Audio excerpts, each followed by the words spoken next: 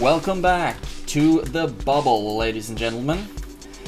I am playing some Cossacks 3 today, and as Poland, I am completely obliterating my Russian opponent. I play as Poland. I have a Ukrainian ally. It's just it's a AI though, so I don't have any real friends in Ukraine or Russia or Hungary, unfortunately.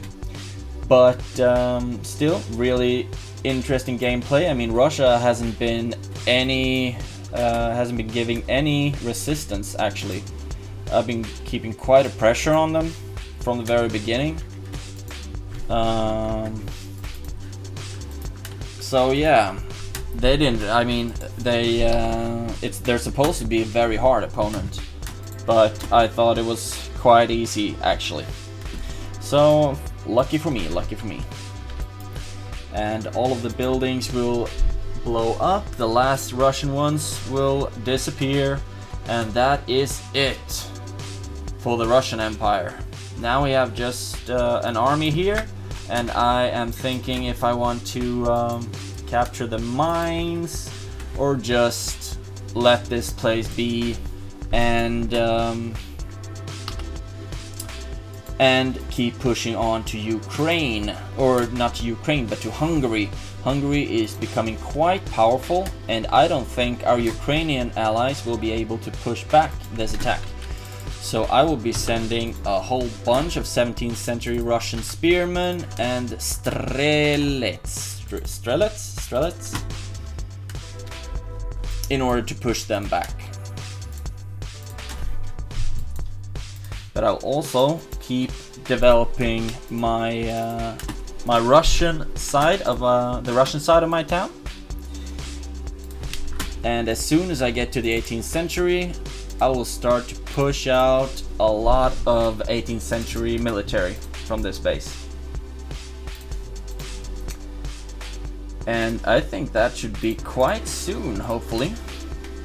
I have so many idle peasants because I'm producing from a lot of different places, and I don't really have time to take care of all of them.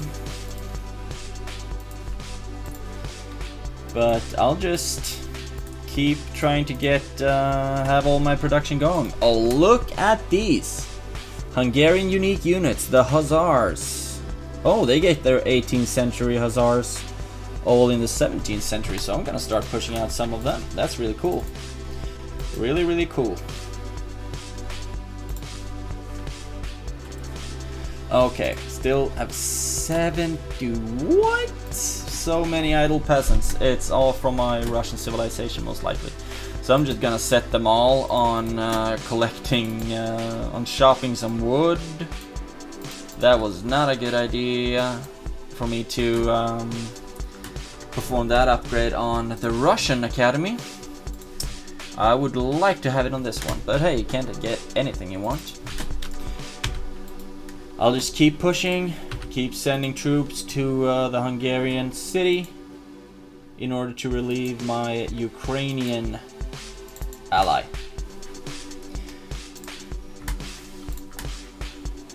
My stone production is really slow, really slow. I need to find some more like stone places. There we got one. There we got one.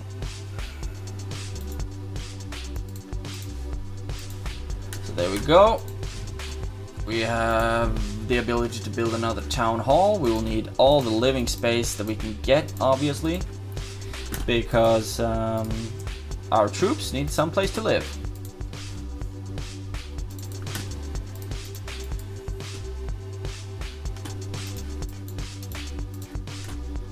But I'll just keep upgrading everything I see, basically. Don't have enough dwellings, so I think I will stop producing peasants out of at least one of those locations.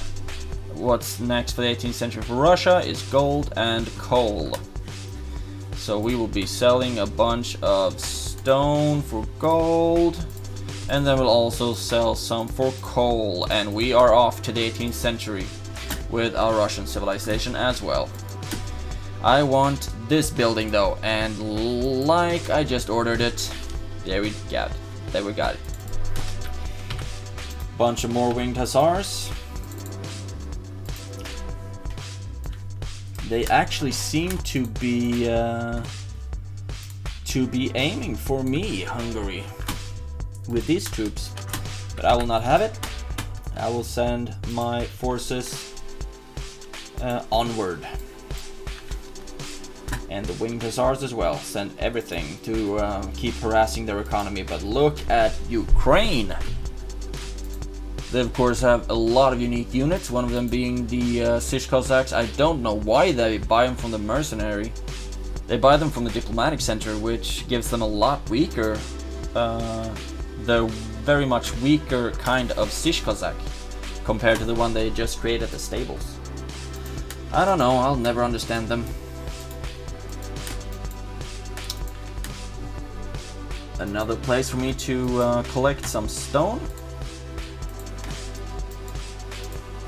I'll keep building as much as possible, but also I'm starting to get a bit heavily populated, so I need to I really need to start sending guys into the mines.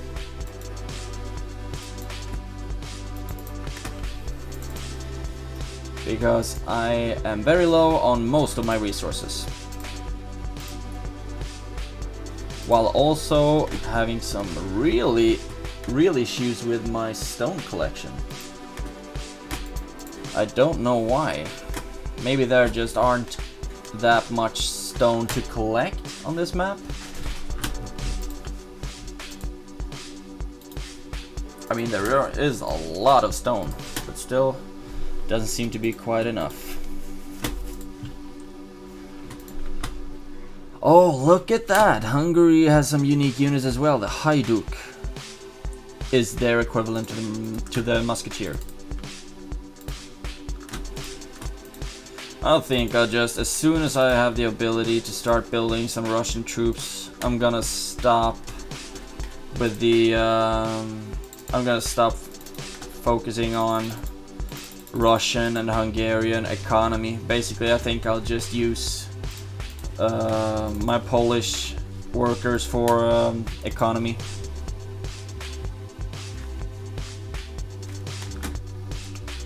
Need 4,000 gold for that one. I can, however, start getting some stone production going right there.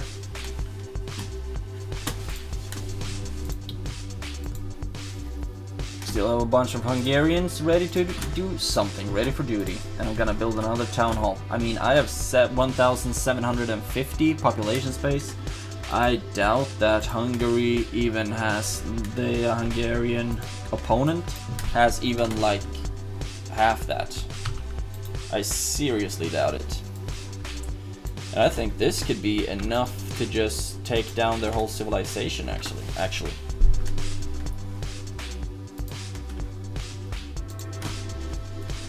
That would be really nice, really nice. Selling some stone in order to upgrade one of my gold mines.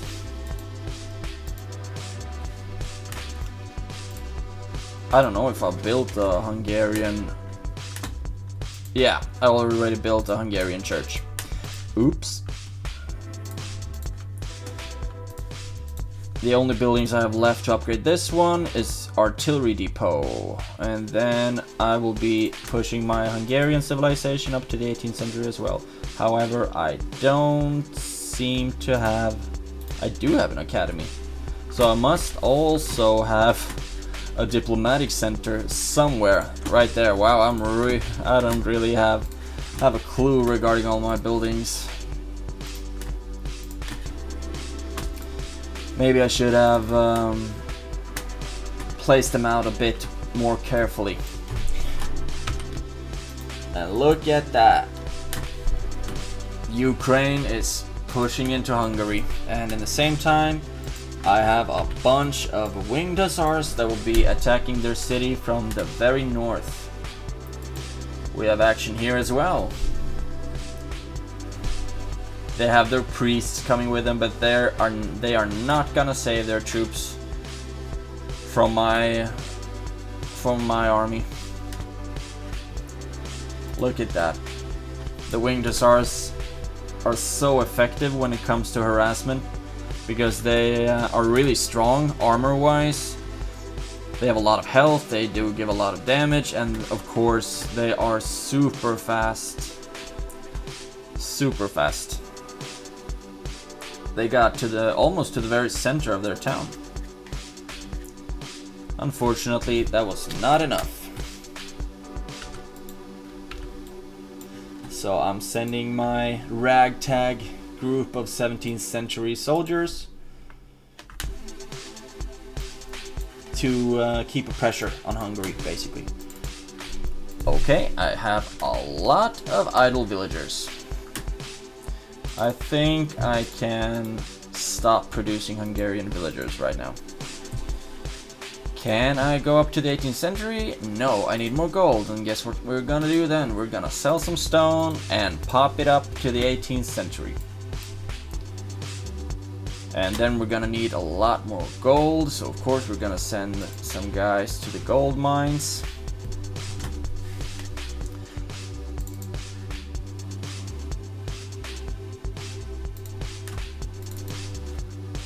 Where is all of the mines that are idle? There we got some of them. Sending them to the mines.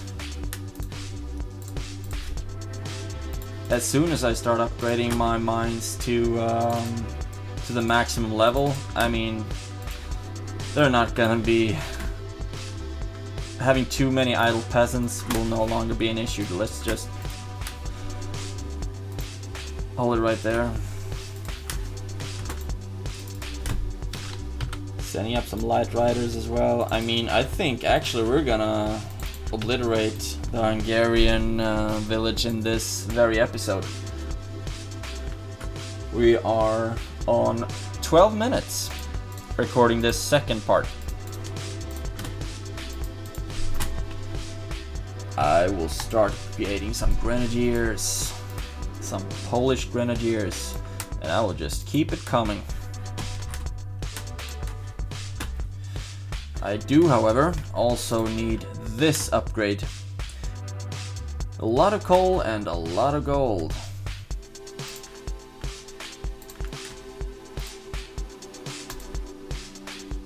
In order to get a better stone production, basically, it will increase my stone efficiency with 100%. And that's on top of my already increased stone efficiency. Where are all the piles of stone? There, we got some of them. So we're gonna pop up a storehouse right here. And look at that, Ukraine is really pushing through the Hungarian city. And I send a lot of support as well, both cavalry, infantry. It's not pretty, but it works. Sending another 300 troops almost.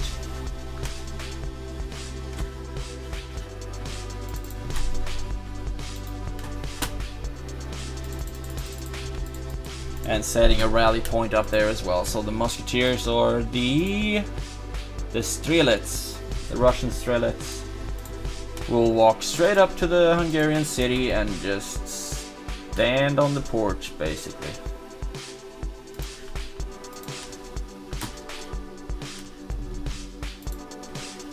Look at that, the winged hussars make short work of their troops.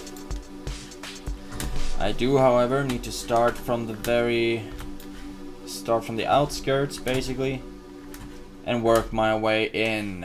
I also need to attack all of their economic posts and their peasants, etc., to make sure that they can't rebuild, and then we'll have a victory, basically. And if you look at the points, Hungary is way down right now, way down.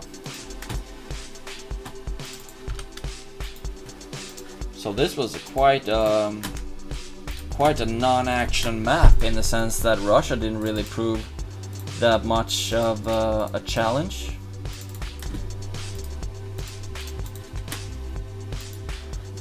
most things I've been doing is just upgrading buildings this entire game because I have 3 civilizations in my base. And I think that's the sound of a tower being ready. The Russian barracks are so cheap to build, so I can push up a bunch of them. Maybe a couple of Russian cuirassiers. And I mean,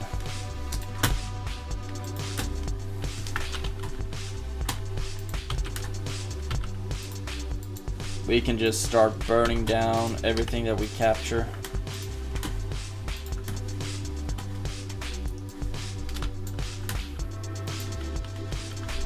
They do have a lot of peasants down here though. We're gonna relieve them of that responsibility basically. And then I think it will be game over for Hungary. I mean, they do still have a bunch of peasants right here. But I mean, they are dying like flies. Okay, what? Okay, they still have a town hall.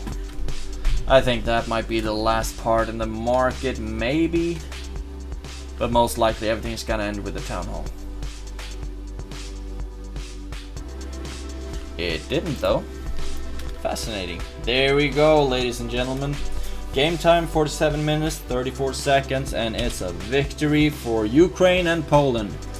If you look at the upgrades, we upgraded very much similar. I was just a little bit ahead. Russia, I don't really know what they were up to. Didn't upgrade anything at all. Almost 3 upgrades the whole game. And here you can see what troops we built, what troops I built, what troops I lost, and of course what troops my opponent lost and built. And Russia, I have no idea what they were doing. And of course my Ukrainian ally, who was doing so well this game. Hope you enjoyed it. And I think I'm gonna play a lot more Cossacks 3 on this channel, so I hope you enjoy that as well, even though I'll also play Shield Wall, obviously. But I hope you enjoyed this episode and this short game of me playing Cossacks 3. Have a great day, and I'll see you in the next one.